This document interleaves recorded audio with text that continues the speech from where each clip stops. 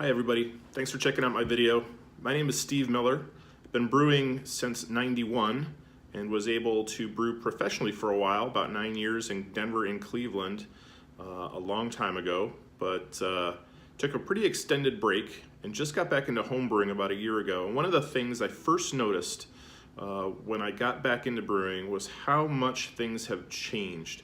Just amazed at the advances in what home brewers have available to them now in terms of raw materials, equipment, and even brewing theory. It's late years from where we were back in the early 90s.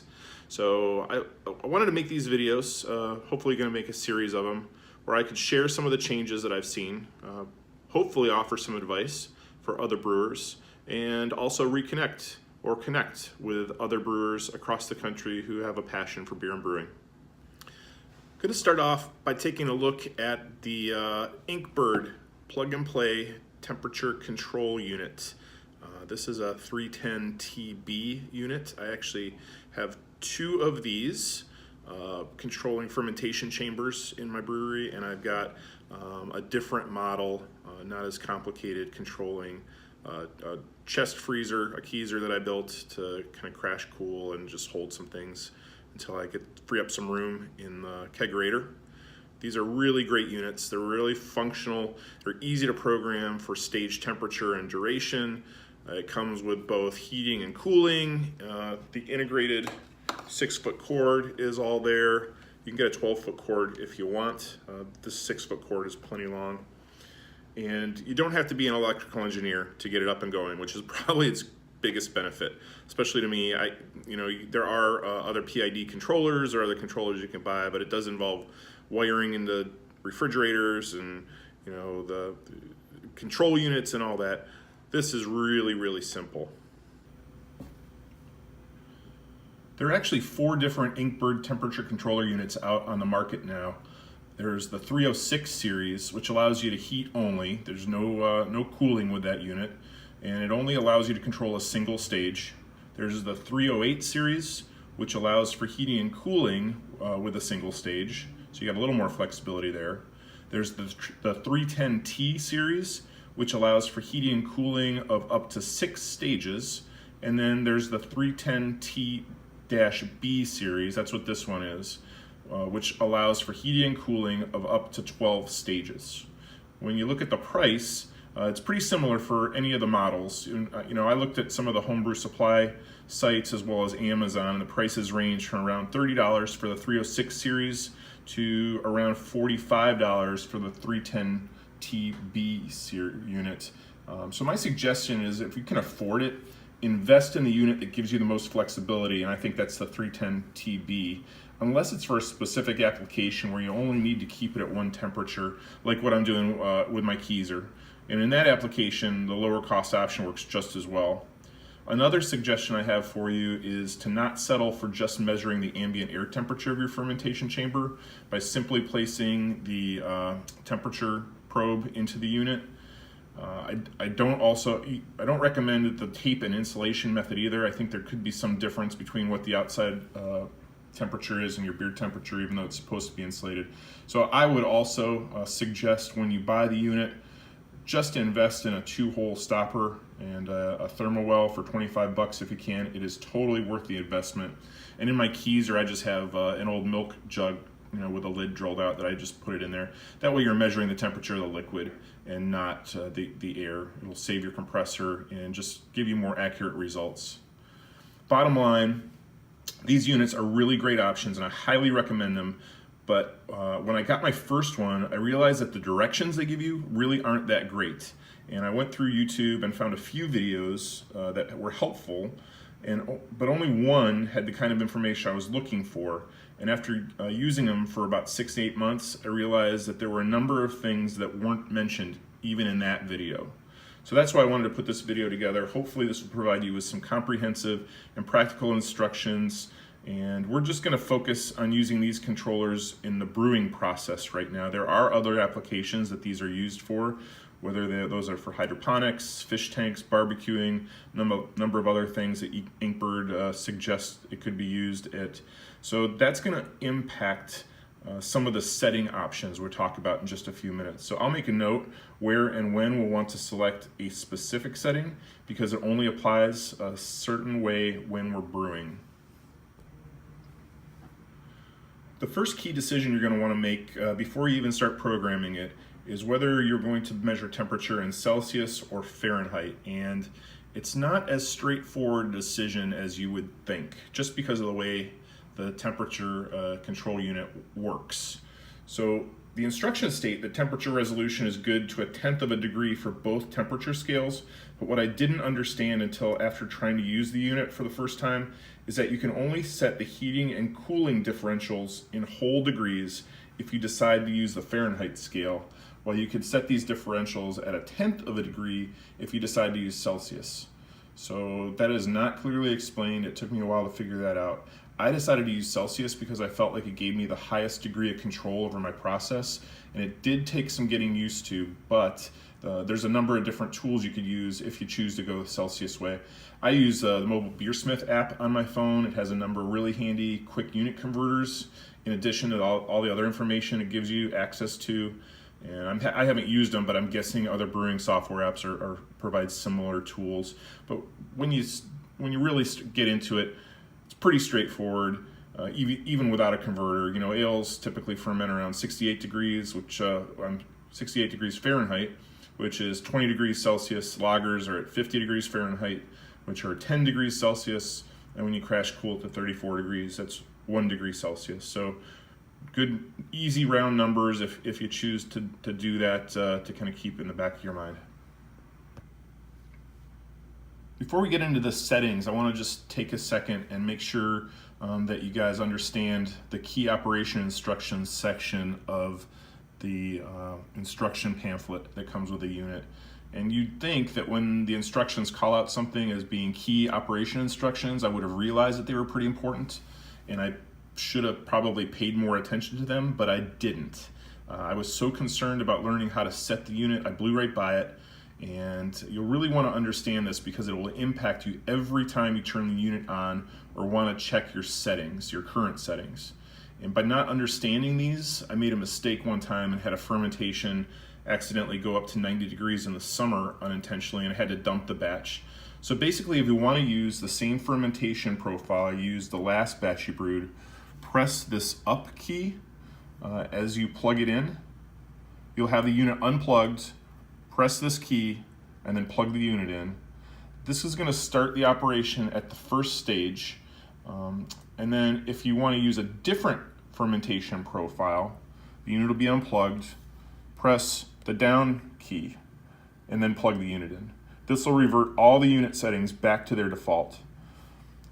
During a cycle, while your beer is fermenting, if you want to see how much time is left in the current stage, press the up key once and release.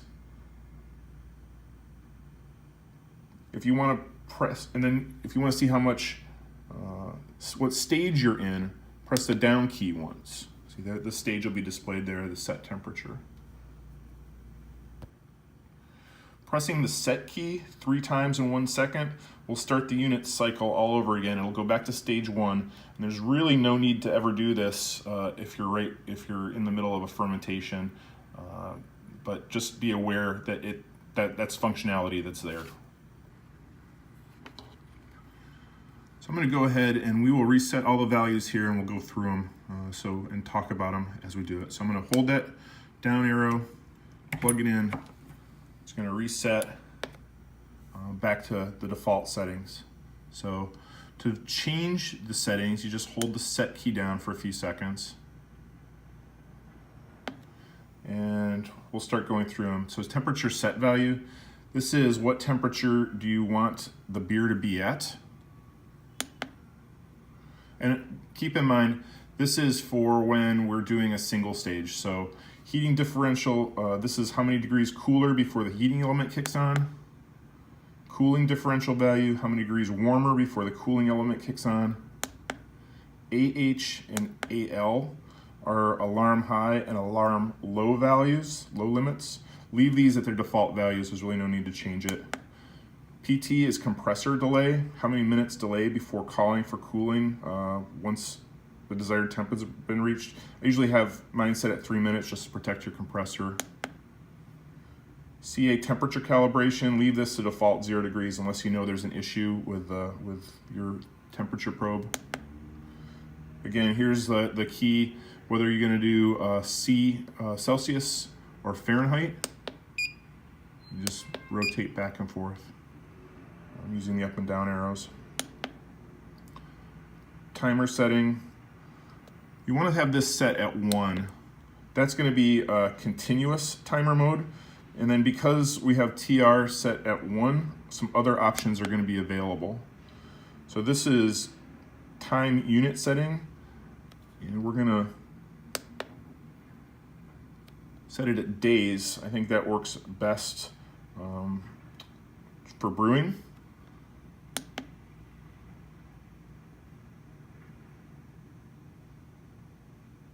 This is the cycle setting mode.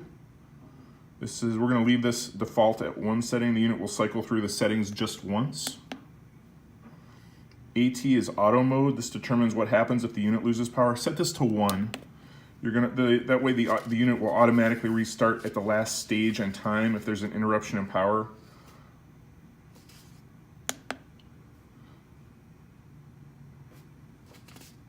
This is the stage setting value. So how many different temperatures do you want to control? You can go all the way up to 12. I'll just do a couple here. Oh, you gotta go back down. I'll just do a couple here because this will allow us to kind of demonstrate some of this stuff. SST is a start stage setting value. Usually you just probably keep this at 1. There may be some times where you want to change it if you accidentally kind of come back in the settings. We'll talk about that in a little bit. But and then once you cycle through here, you get to set the temperatures for each of your stages. So, say you're doing a lager and you want it as 10 degrees. So that's their temperature. How many days? Let's say we wanted,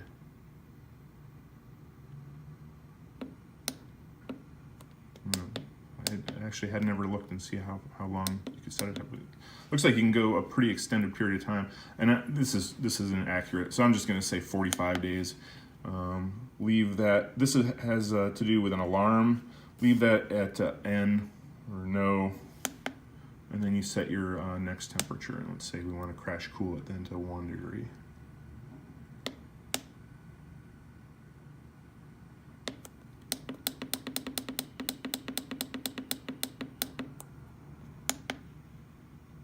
For 10 days. Oh, again, this is just, we're playing around, so just set it like that. And then you go, it takes you back to HD. Now notice that it doesn't start at temperature set value, that TS that we saw first, because now you have different values that you have it set for. So that will change. So that will only be available if you have it for 1 period.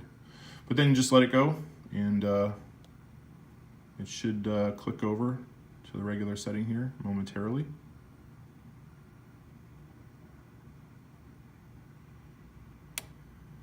And you're good to go.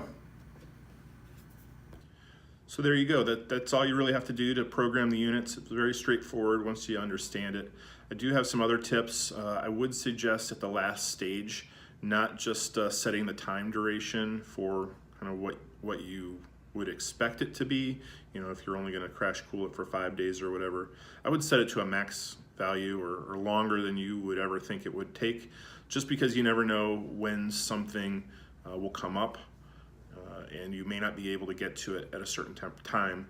If it hits the end of that time duration, it's going to turn the unit off and you will lose control of your temperatures. So that's just one reason I would suggest setting that longer. When you reset the unit, when you turn it back on, you can clear that out. You can leave it or clear it out, whatever you want, but it will default to the start of your fermentation profile again. Another tip is to invest some money in one of those little computer fans.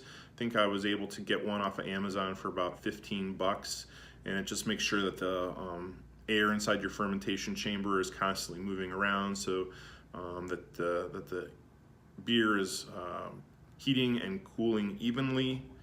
And then also write down your fermentation profile that you want to do before you start programming the unit.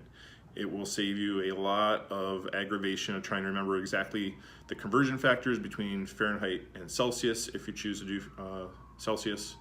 And also just, you won't have to think about how many days did I want to be at setting 1 or 2, and then what was the temperature going to be. So write it down, makes programming it a lot easier.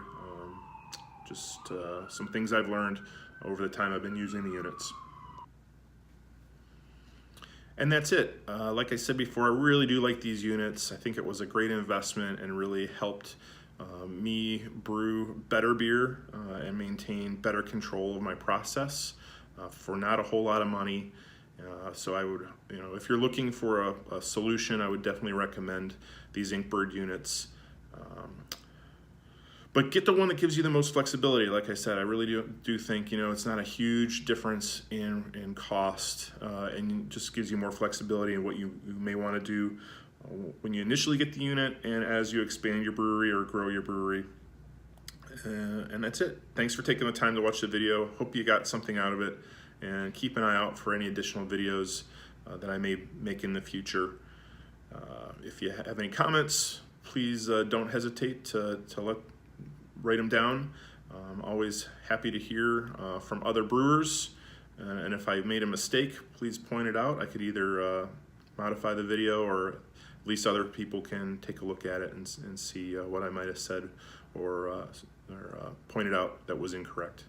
So thanks a lot. Cheers, everybody.